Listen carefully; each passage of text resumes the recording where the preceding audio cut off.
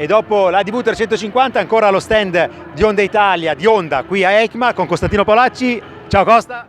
Ciao. Ciao per le colorazioni nuove dell'Honda XADV 750. Sì, allora, grande successo, 5.500 unità vendute nel 2021, tantissime, se pensi che costa 12.000 euro, Sì. l'XADV è veramente l'oggetto del desiderio. Nessuna novità tecnica, è stata rinnovato lo scorso anno. Ci sono questi 3 colori. Là all'inizio c'è un beige, una tonalità abbastanza inconsueta, però nuova sicuramente. Questo grigio più scuro, molto metallico, e un grigio scuro quasi nero, anch'esso opaco. E poi alle tue spalle, andiamo velocissimi perché ci sono tante cose da vedere, andiamo sulle Africa Twin 2022 già come colorazioni, no? Sono già pronte, le abbiamo viste su moto.it, ma qua a Milano le potete anche vedere dal vivo. Sì, allora queste qui, l'Africa Twin Adventure Sports, quella col serbatoio grande, diciamo così. Le grafiche della Tricolor sono non troppo differenti da quelle del modello precedente, vengono denominate Cracked Terrain, perché c'è questa grafica. Invece quella là centrale che colorazione è? Accompagniamo Costa nella... Quella centrale invece è l'Africa Twin modello base, quella con declinazione più orientata al fuoristrada. Che adesso è il maniglione di serie. Maniglione di serie, la grafica si chiama Big Logo perché vedi Africa Twin è scritto grande. Sì, diciamo che portapacchi di serie era una delle richieste dei clienti, anche se la coda liscia da fuoristrada a mio avviso era bellissima. Si può sempre togliere, no? Se non ti serve. Si può sempre togliere, sì, esatto. Poi adesso andiamo su una novità molto importante che ha provato già Maurizio Gissi su moto.it, è l'Honda NT 1100. Esatto, l'NT 1100 l'ho già raccontato a Maurizio, quindi i lettori che sono più preparati anche di noi forse sapranno già tutto di questa moto. La base tecnica è l'Africa Twin, stesso motore, stessa potenza, stessa coppia, cambiano completamente le sospensioni, le ruote, il forcellone è diverso, tutta la carenatura è stata disegnata anche questa in Italia da Maurizio Carbonara.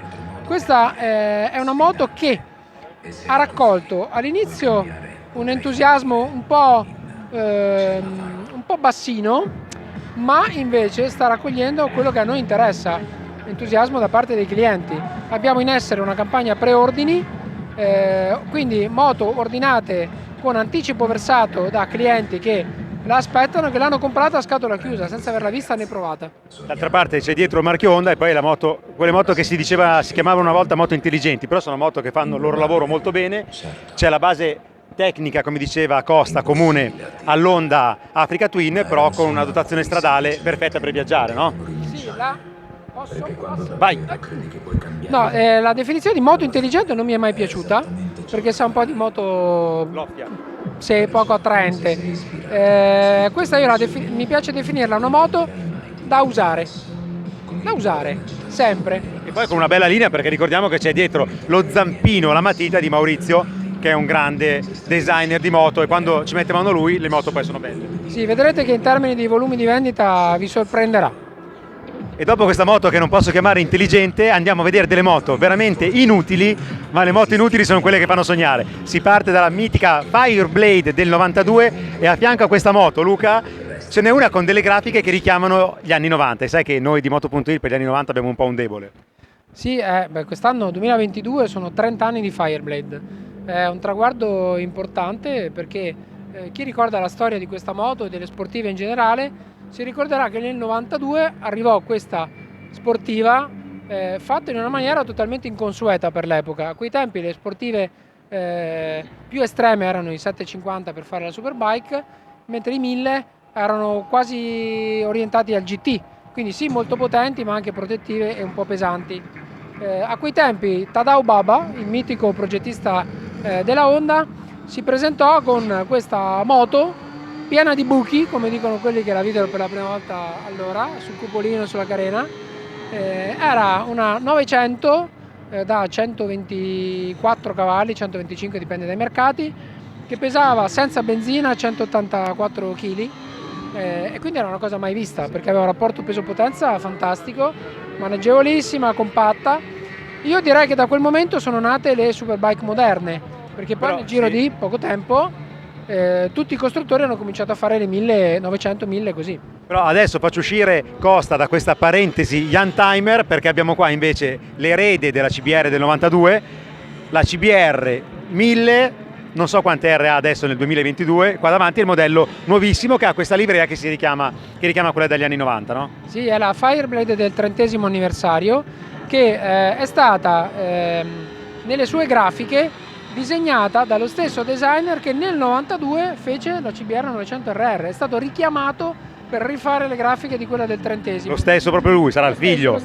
Lo stesso, cercate su YouTube, sul nostro canale se volete il video del designer della Fireblade e vi uscirà questo graphic designer giapponese che è stato incaricato di disegnare le grafiche anche della Moto 2022 e ha usato lo stesso criterio, quindi la pennellata però con un'interpretazione in chiave moderna. È bella vivo, è veramente bellissima, venite a vederla ragazzi perché è uno spettacolo, ma a livello tecnologico questa versione del 30°, c'è qualche differenza, c'è qualche aggiornamento dall'anno scorso? Allora, la Fireblade 2022, quindi sia la 30° che la SP normale che la standard, hanno degli aggiornamenti al motore, quindi il canale di aspirazione dove l'aria fluisce in maniera più veloce, un airbox modificato, cornetti di aspirazione tagliati a fetta di salame, condotti di aspirazione leggermente ristretti per velocizzare il flusso d'aria, sistema di scarico con una parte intermedia modificata per far fluire meglio i gas attraverso il catalizzatore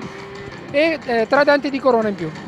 Cavalli, 3 denti importante perché così ha un motore che prende i giri più rapidamente, è più reattivo, no? Quello che volevano gli utenti. Allora, tutte le modifiche sono state fatte per migliorare l'erogazione a metà regime che per questa moto vuol dire 9-10 mila giri, perché comunque è un motore da corsa che ha la potenza massima 14,5. Quanti cavalli? 217, ma allunga fin quasi alla soglia dei 16.000 giri, è veramente un animale.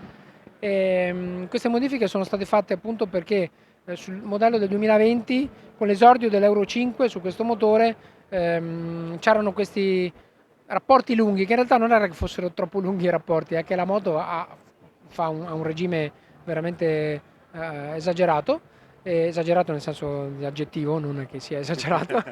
Certo, sono tanti ai giri. Però appunto accorciando i rapporti e facendo queste modifiche al motore adesso c'è più forza a metà regime.